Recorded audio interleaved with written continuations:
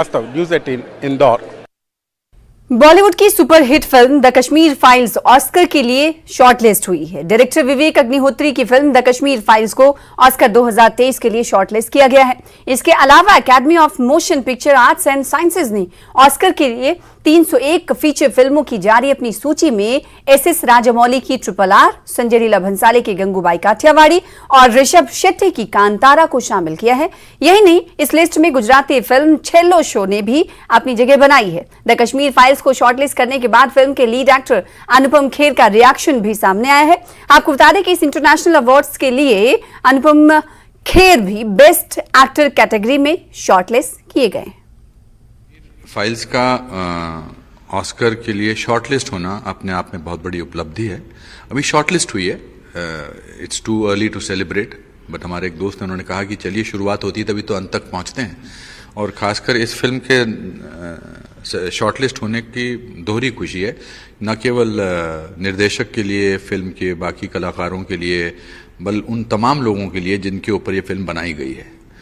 32 साल तक इस ट्रेजेडी को छुपा कर रखा गया, फिर जब 32 साल बाद ये फिल्म आई तो दुनिया ने तो इसको अपने गले लगाया, मगर कुछ ऐसे लोग थे जिन्होंने इसके बारे में काफ़ी टीका टिप्पणी की।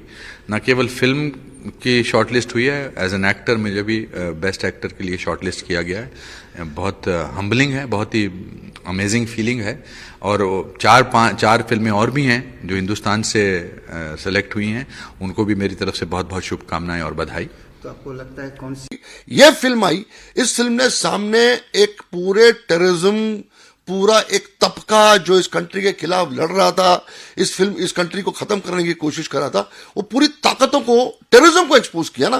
किसी हिंदुस्तान के किसी शख्सियत को या किसी नैरेटिव को या किसी पॉलिटिकल पार्टी को नहीं एक्सपोज किया, इस फिल्म ने टेररिज्म को एक्सपोज किया।